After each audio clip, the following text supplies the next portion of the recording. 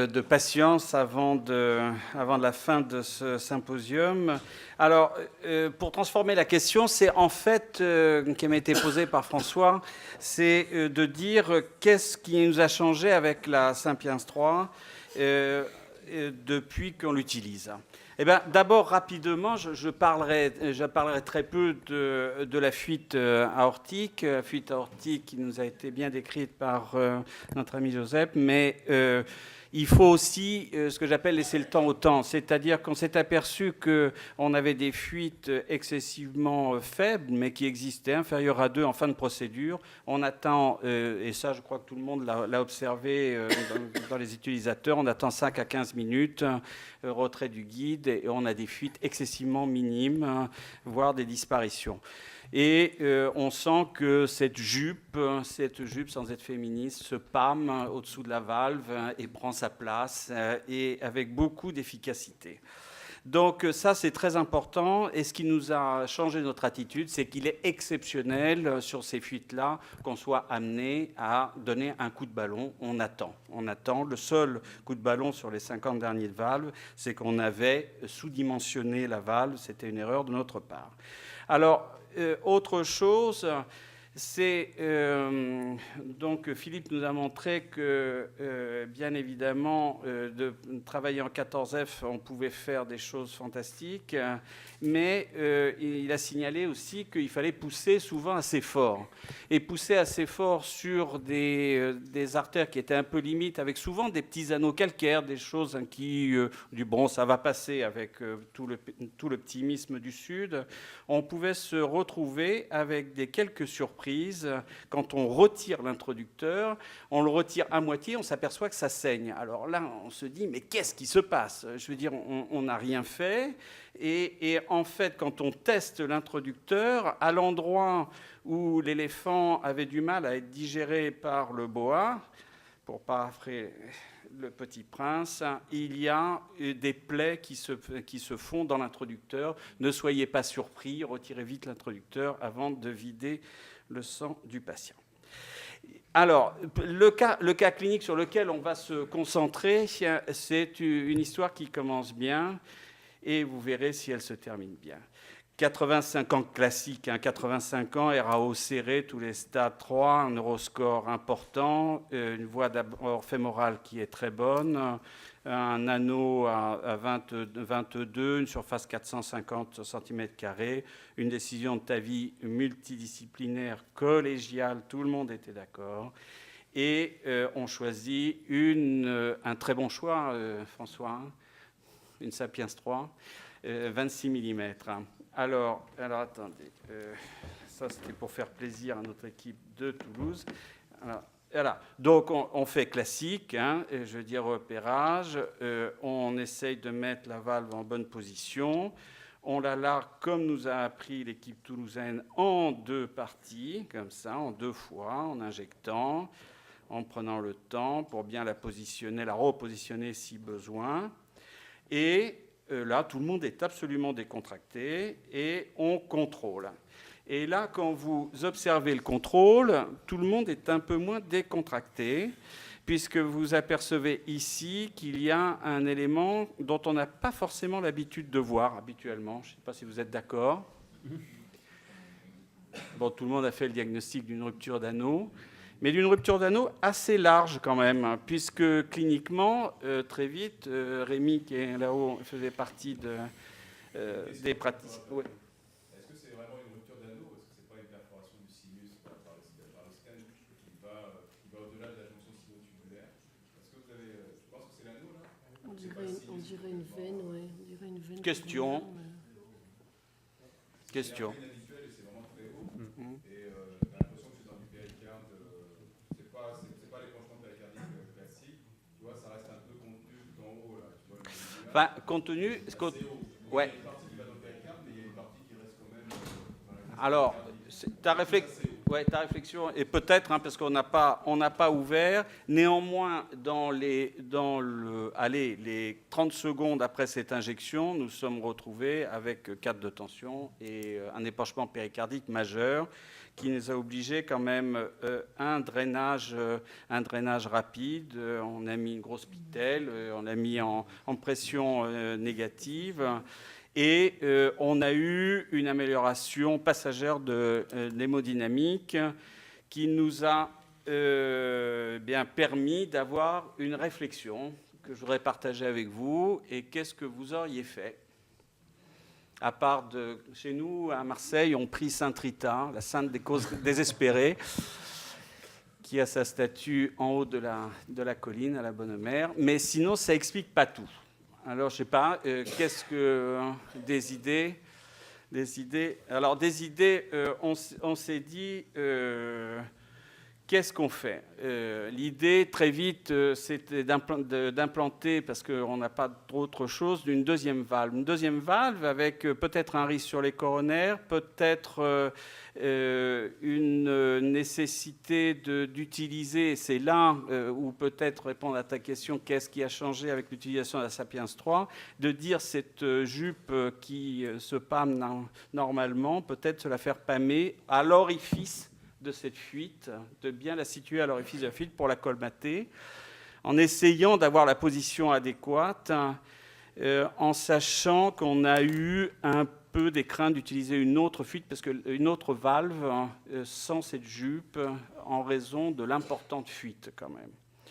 Donc, après réflexion rapide, on a décidé de poser une deuxième valve.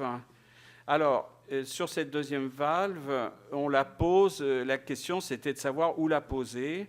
On a décidé de la poser, vous voyez, de façon à ce que la partie basse soit sur la fuite. Et vous voyez d'ailleurs à cette occasion le retrait de la Sapiens 3, alors que le niveau supérieur reste parfaitement identique. Donc, procédure parfaitement tolérée. Vous voyez ici la pictelle qui est bien en place. Donc on fait une procédure où on réinjecte le sang immédiatement, on la met sous tension et ça va bien colmater le péricarde. Et ensuite, au contrôle, on a colmaté cette fuite qui était là. La patiente s'en est très bien sortie, sans trouble de la conduction, retrait de la pictelle péricardique à 48 heures, sortie à J8, et avec un gradient à 12 mm à la sortie. Donc, c'est peut-être l'heure de fêter ça, quoi.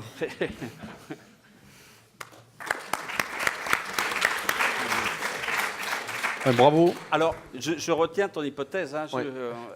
Nous, on a... la seule chose, c'est que dans cette hypothèse, ta deuxième valve n'aurait pas résolu le problème, hein, a priori. Et est-ce que tu as fait un scanner post-implantation pour essayer de voir la rupture contenue temporaire, hein, et où elle se situait pour essayer de comprendre ou pas? Non, tu n'as pas eu l'occasion? Non. D'accord. Non. Oui, Pierre, dis-moi.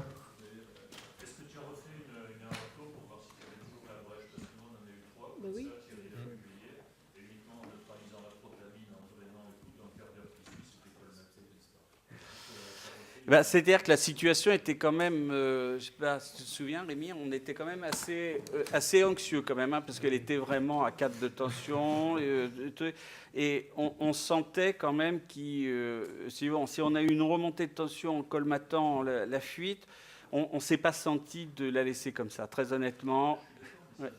Ouais. C'est dans cette période stable où on a décidé d'implanter. Peut-être qu'on n'a pas, on aurait pu attendre, hein, peut-être, mais j'avoue qu'on n'a pas osé. Mais d'aussi large, je ne sais pas, Didier, qu'est-ce que tu en penses? Tu aurais implanté une deuxième valve ou non? On a eu, donc sur les 1000 patients, on a eu 3 ruptures d'anneau. Et on va dire que 2 sont morts. Et celle qu'on a pu sauver, c'est en mettant une seconde Sapiens XT dedans. C'était 29 mm, et on avait un point de calcification très précis à l'anneau, et on anticipait le fait que ça puisse rompre. Donc assez rapidement, on a mis une seconde valve. Des cas comme ça, parfois, effectivement, tu attends.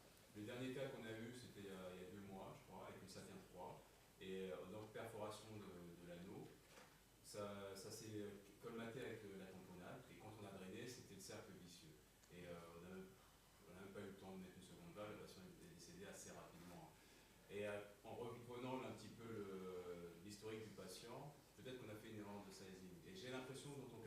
ça, parce que la prothèse est surtout par rapport à l'anatomie. Parce que sizer un anneau, c'est pas juste l'anneau, c'est la racine de l'aorte. Et là, on met la prothèse, il n'y a plus rien autour. Et peut-être qu'il aurait fallu décider soit de mettre une petite valve, soit de mettre une autre valve. Parce que c'est pas simplement l'anneau, hein, c'est pas craindre simplement la fuite, mais on peut tout détruire juste avec une valve qui est trop, elle est trop grosse cette valve. Qu'est-ce que tu en penses? C'est une bonne remarque. C'est une bonne En fait, remarque. en complément de la remarque de Didier, Oui. et c'est un cas vraiment difficile, hein, donc personne n'a la solution miracle, mais dans ton anatomie, là, a priori, tu avais un oversizing par l'air avec ta prothèse de 26 qui était de 23%, donc on sait que c'est un facteur prédictif c'est important de rupture, et tu aurais eu, en mettant une prothèse de 23, un downsizing léger de 3%. Et ce qui n'est pas habituel dans notre expérience de prothèse balloon expandable, mais on sait, grâce à l'expérience de Sapien 3, qu'il y a des cas qui ont été implantés avec succès en downsizant jusqu'à 5% et avec d'excellents résultats. Donc c'est toujours très facile après de faire ces remarques, mais c'est vrai que c'est un cas de sizing qui était aussi difficile et qui prédisposait à cette complication. Alors c'est une des questions sur le sizing intermédiaire, Oui. et c'est vrai qu'on a eu exactement le même cas, une des premiers qui était pratiquement la même taille, et sur lequel on a mis une 23, c'était une des premières, et on a eu une fuite importante sur lequel on avait suivi les consignes de François. Hein. Et je vais dire, surtout, utilisez la petite que vous mettez à la taille optimale, pour être élégant. Eh bien, donc, on avait mis une 23 qu'on avait grossi un petit peu, et on a eu une fuite, on a mis un ballon de 25 pour réduire la fuite. Donc, moi, j'ai l'impression que dans le sizing intermédiaire, il faut faire attention. J'ai l'impression qu'il y a une petite loterie, quoi. Les groupes de Vancouver ont été assez pionniers dans les Sapiens 3, c'est peut-être une autre histoire, mais avec la sapienicité, dans ces zones intermédiaires, probablement la solution idéale, c'est d'implanter la valve la plus grosse, mais avec un downsizing, c'est-à-dire un volume dans les ballons, peut-être des 2 CCD moins. Ça, on les fait, parce que tu t'assures, parce que vous avez tout à fait raison. Quand il y a une valve qui est trop pétée, là, tu es pris. Tu es pris avec le résultat. Tu ne peux pas aller trop loin non plus. Tu peux dilater, mais pas de façon exagérée. Qu'est-ce que tu aurais fait? Tu aurais laissé comme Pierre ou tu aurais mis une deuxième valve? Les volumes qu'on injecte au ballon, avec lesquels on monte le ballon, on les diminue des fois des 2 cc. Et il y a toujours l'opportunité de faire l'ortho. Bien sûr. Si j'ai un résultat parfait, je m'en vais. J'ai une insuffisance orthique, il faut se dilater avec les sizes. C'est les cas intermédiaires, ils viennent à... Et dans le cas d'une rupture comme ça, est-ce que tu aurais mis... On arrête. J'aurais fait la même chose parce que je suis bien d'accord que peut-être il y a des cas c'est possible, oui. J'avoue qu'on a manqué un peu de testostérone, Pierre. Non, mais c'était un très beau cas, en tout cas, vous en êtes très bien sorti, donc encore félicitations. Alors, on va clore cette session oui, bravo à toi, bravo à vous. En quelques minutes, je vais essayer de faire une synthèse des points importants qu'on aura revus ensemble et qu'on aura discuté ensemble. Donc on a assisté à une controverse très intéressante entre Didier et Hervé sur l'extension des indications à tous les octogénaires. Et on voit bien que cette extension des indications, elle butait jusqu'à il y a peu de temps sur des obstacles médicaux qui sont un à un probablement en passe de tomber. Il reste les obstacles réglementaires qui mettront du temps à tomber, mais c'est probablement le sens de l'histoire. On a bien sûr conclu que pour l'instant, ça n'était pas encore possible de traiter tous les patients à bas risque octogénaires par TAVI, même si ça sera probablement le futur. Hélène nous a ensuite montré comment, avec son expérience pionnière à Rouen, on pouvait aboutir à une simplification de la procédure validée par des résultats cliniques qui ont été publiés, qui sont excellents, et en montrant comment, chez ces patients fragiles à haut risque, on pouvait adapter la procédure en étant le moins invasif possible et leur permettre une réhabilitation, une sortie précoce, et donc un bénéfice fonctionnel important. Joseph Rodescabo nous a ensuite balayé le sujet des fuites paraprothétiques en rappelant l'importance cruciale de l'étude tridimensionnelle de la racine aortique, en montrant en quoi fois, les dispositifs de deuxième génération apporteront probablement un grand bénéfice sur cette réduction des fuites, et en donnant une information très intéressante et qui est peut-être moins connue que toutes les données épidémiologiques qu'on connaît tous sur les fuites, qui est celle de l'importance également d'une fuite aortique préexistante avant traitement sur la décision ou pas de traiter une fuite paraprothétique constatée en post-implantation. Et ça, c'était une donnée, je pense, très importante qu'on a moins l'habitude d'entendre et que peut-être tous ne connaissaient pas. Et puis, Philippe Como nous a montré des cas très explicites et très intéressants d'exploration des limites de la voie transfémorale.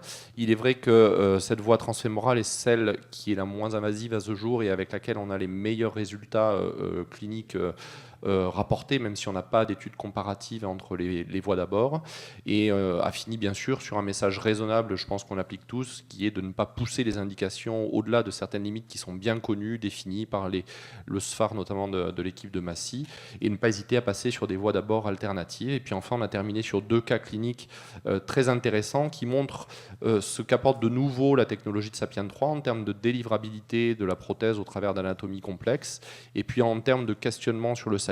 Et on a vu que, contrairement à nos habitudes avec la Sapien XT, on peut implanter des prothèses avec des pourcentages d'oversizing qui sont moins importants qu'avec Sapien XT. On peut s'approcher de 0%, être en 0 et 5%, voire même dans certaines conditions légèrement downsizées à titre exceptionnel. Donc il me reste à remercier tous les orateurs, vous pour avoir assisté à cette session, la Société Edwards bien sûr pour cette invitation, et on m'a chargé de vous rappeler que Hélène, Pierre Meyer et tout le comité d'organisation du high-tech ont préparé des petits fours et vous servent le champagne maintenant sur les stands, donc vous êtes cordialement invités à un cocktail. Merci.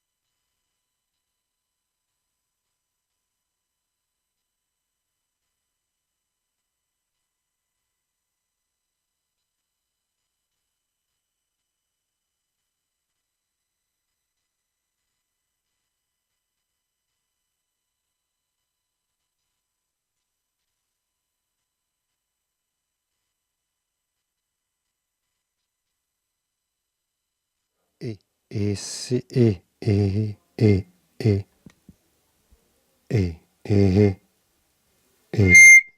oui, et, 1, 2, et, C, mais,